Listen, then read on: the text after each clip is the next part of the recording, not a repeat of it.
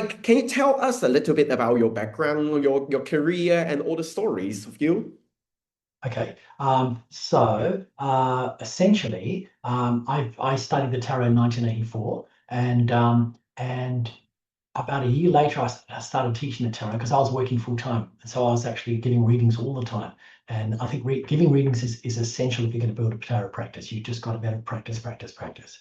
And so I was teaching courses in the late 80s and early 90s, and the students said, "You talk too quickly. Can you give us some notes?"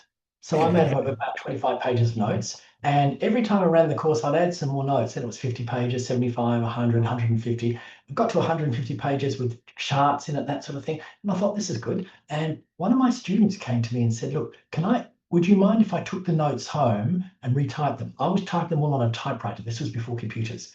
And she had a computer. So she went home and word processed it. She set it all out. It had chapter headings, it had subtitles, subheadings and things. It looked really good. She brought it back to me and she handed it to me and said, "What do you think?" And I said, "This is a book." And she said, "Yeah." And I thought, right, it's up to me to get this book published. So over the next 2 years, I ran 8 tarot courses. And every time I ran a course and a student asked a question, I wrote down the question.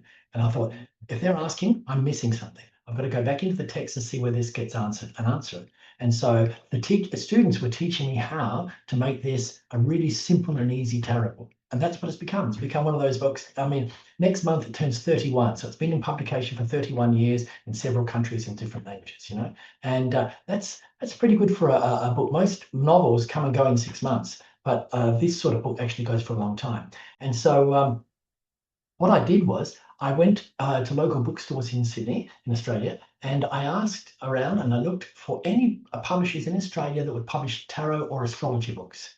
And there were 11. And so what I did was I came home and then I asked the tarot, I thought, you might as well ask the cards, use this, see if you can make this easy for yourself. I asked, um, will this publisher be interested in publishing my new manuscript as a book, you know? And I asked it individually for all 11 people, or all 11 publishers, and the card said yes to 3. And so I sent them off to all 11 people, and 2 weeks later, 3 of them had responded and said we're interested.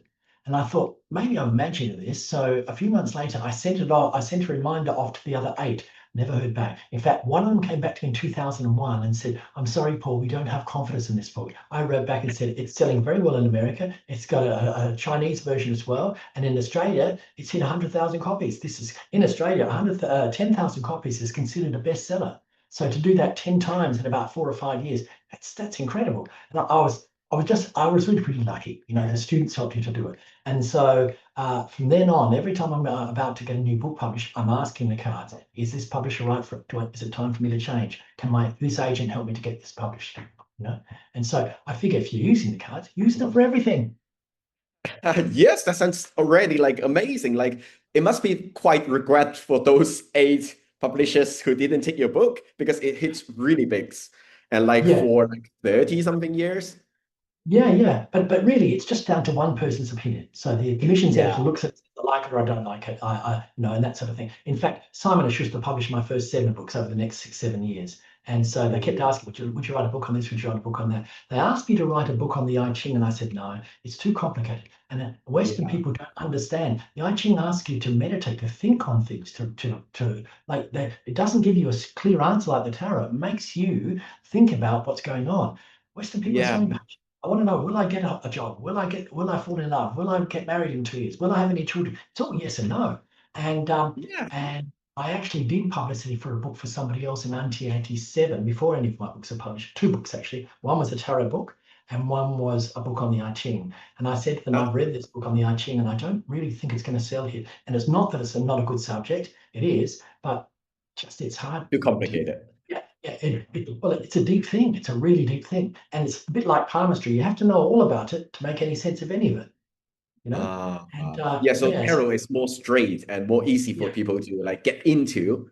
So yeah. like I mean like your books been translated in Chinese for like around 20 years. And I would say around me, like so many people are totally fascinated by the art of tarot. And like over 90% of them had your old book in their hands, which was like coming out like 20 years ago. But I'm Uh-huh. hearing that you are going to have something like brand new for us, right? Yes, I am. I'll show you one. Okay, this is the English version of it. and it's a Ah, very big book. It's 550 wow. pages, and Wow, that's a lot. it's a beautiful.